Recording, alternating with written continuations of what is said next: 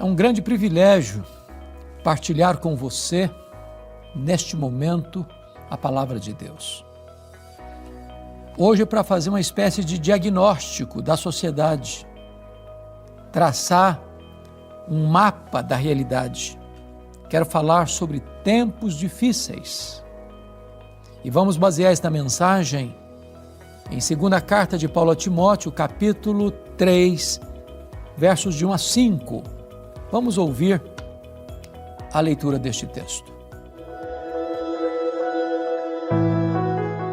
Sabe, porém, isto: nos últimos dias sobrevirão tempos difíceis, pois os homens serão egoístas, avarentos, jactanciosos, arrogantes, blasfemadores, desobedientes aos pais, ingratos e irreverentes, desafeiçoados, implacáveis, caluniadores, sem domínio de si, cruéis, inimigos do bem, traidores, atrevidos, enfatuados, mais amigos dos prazeres que amigos de Deus, tendo forma de piedade, negando-lhe, entretanto, o poder.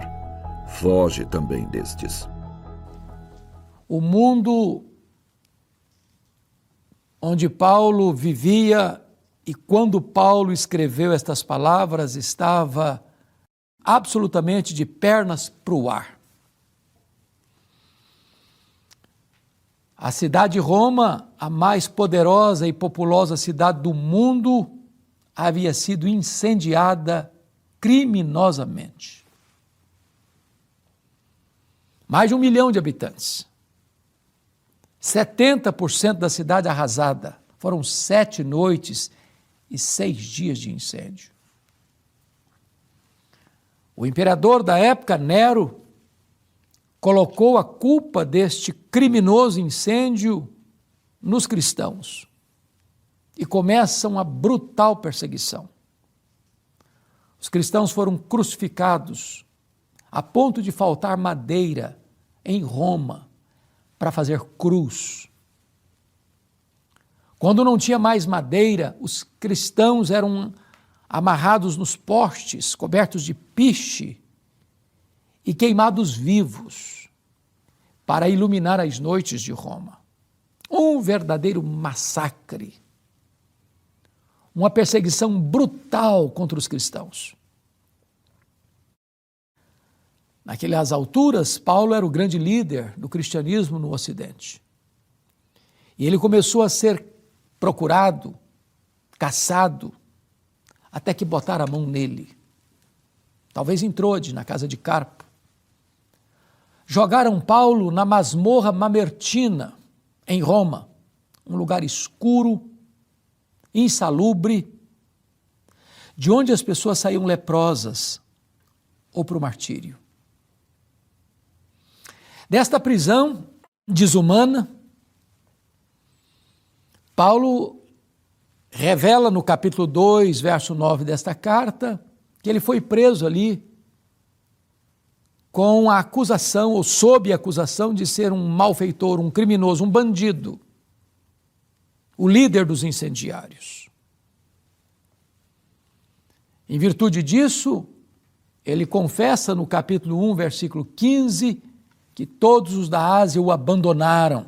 Gente que o conhecia, que sabia da sua integridade, da sua inocência, mas se acovardaram. No capítulo 1, versículo 8, o próprio Timóteo, seu filho na fé, o destinatário desta carta, estava com vergonha das suas algemas. Marcaram a primeira defesa de Paulo, uma audiência para ele apresentar suas testemunhas, mas com medo de retaliações, da opressão que era desumana e cruel, ninguém compareceu lá. Todos abandonaram Paulo. Na verdade, o apóstolo escreve esta carta como a última epístola, já no corredor da morte, aguardando o dia da sua execução.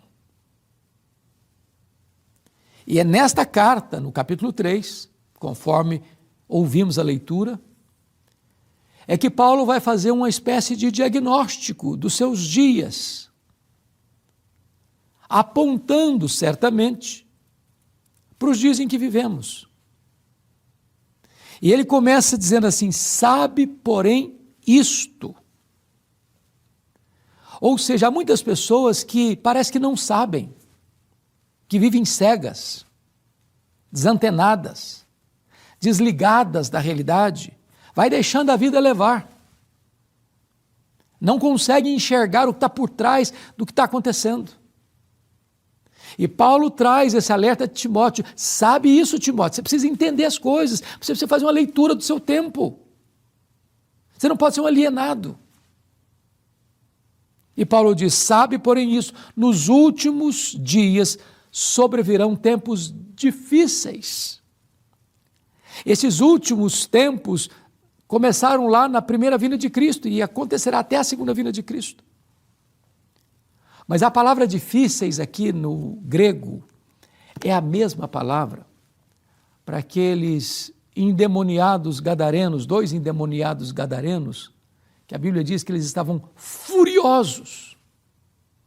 O que Paulo deseja retratar para nós é que esses últimos dias são dias violentos, como que inspirados por uma força maligna, destruidora, avassaladora, que vem como uma tempestade, jogando tudo por terra, que vem derrubando pilares da sociedade, que vem destruindo os fundamentos da sociedade, que vem desconstruindo os valores da família, que vem impondo o terror da violência nas ruas. Dias difíceis. Os nossos dias são dias difíceis. Mas no diagnóstico do apóstolo Paulo, estes dias difíceis podem ser resumidos em 3 palavras.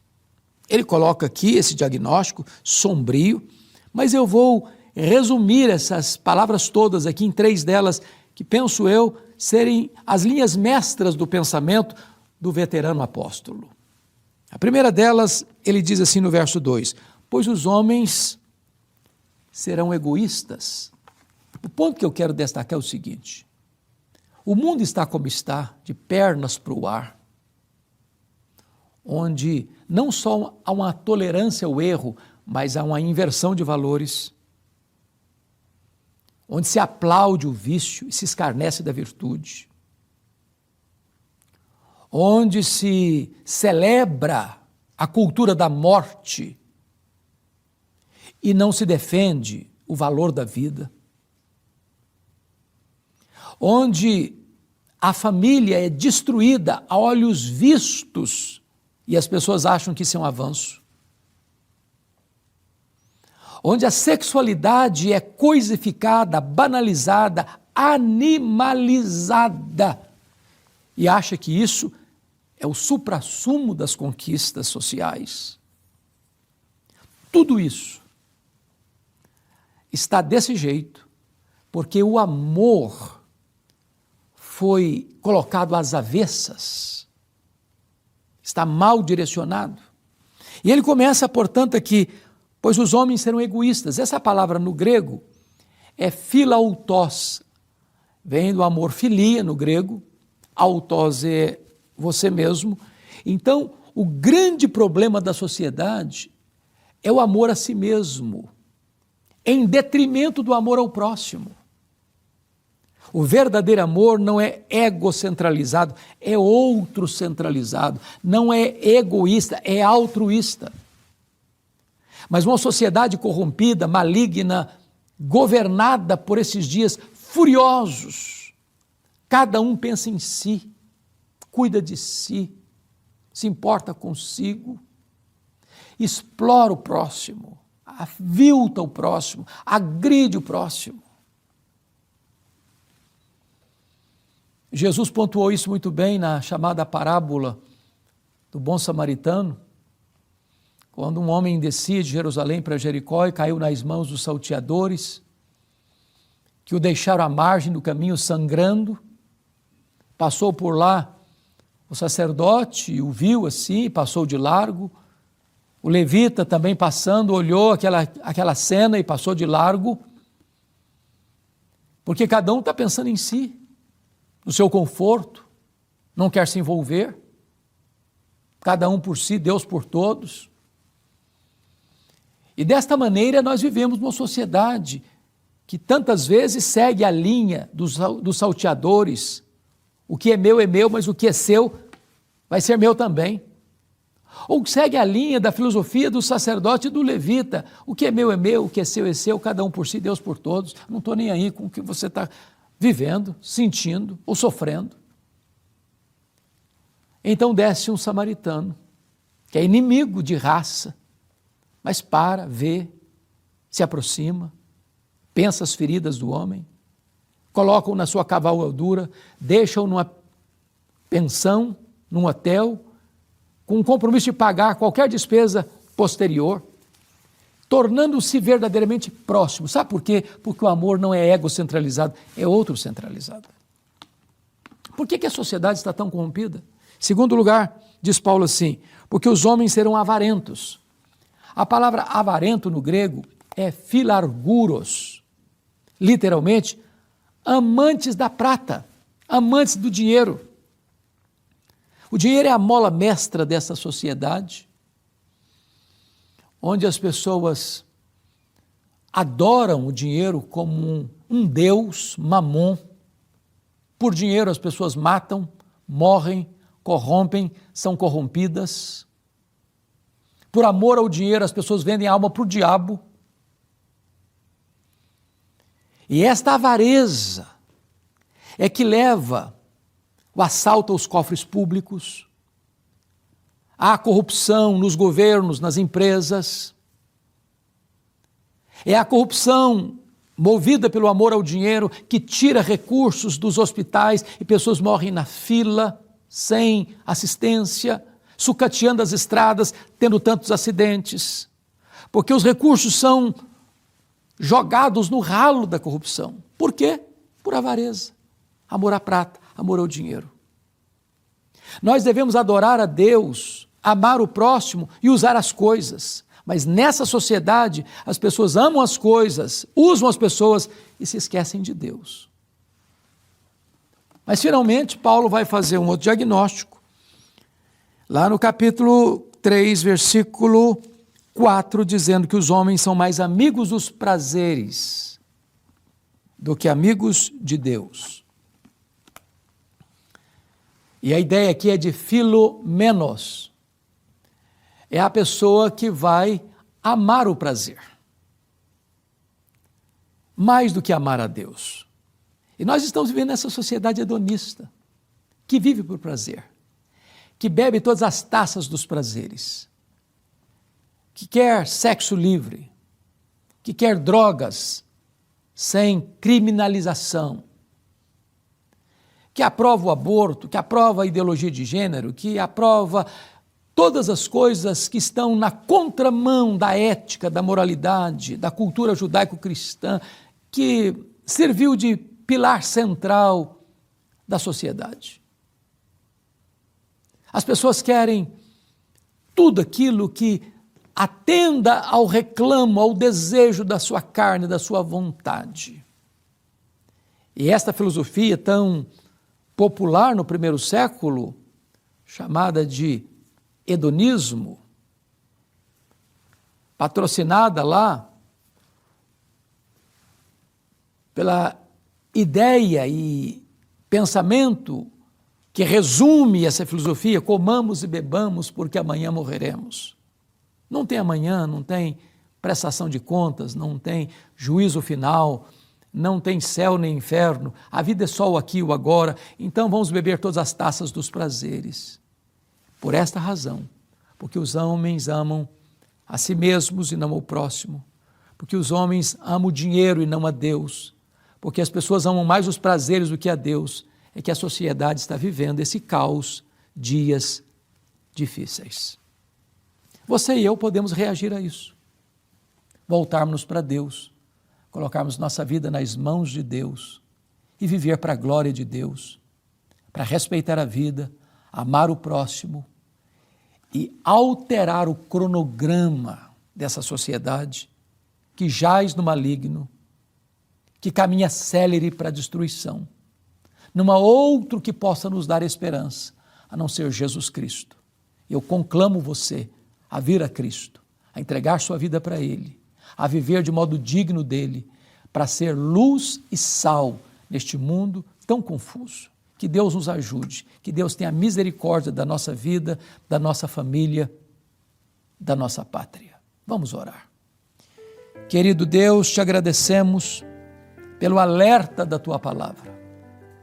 Não permita que nos conformemos com este século, que venhamos a ser amigos do mundo, constituindo-nos assim em inimigos Teus.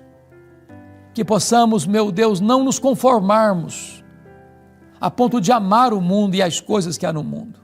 Guarda o nosso coração do mal. Abençoa as pessoas que estão nos assistindo agora. É a nossa súplica em nome de Jesus. Amém.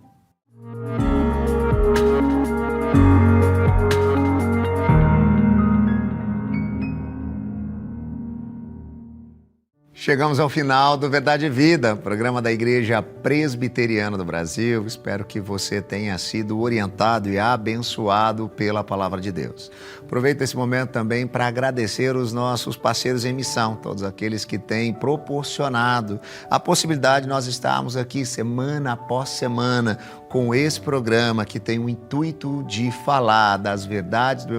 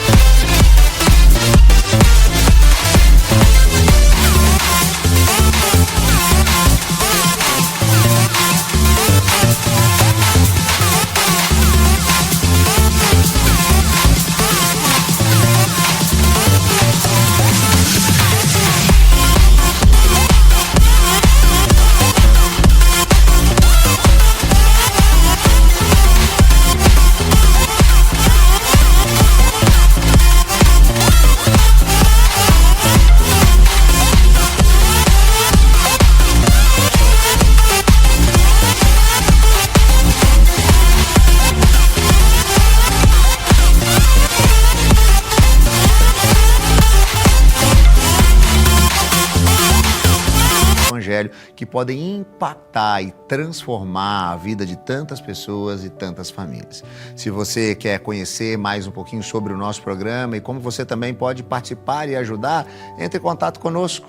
Mande um WhatsApp para o telefone que está aparecendo aqui na tela. O código de área é o 11 947 18 94 50 e a gente vai mandar gratuitamente um presente para você aí na sua casa.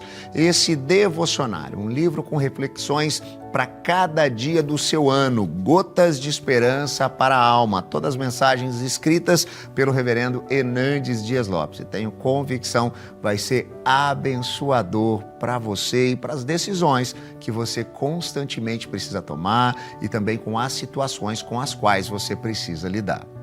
O programa Verdade e Vida vai chegando ao seu final, vai ficando por aqui, mas com a graça de Deus, semana que vem estaremos de volta. Neste mesmo horário e nesse mesmo canal.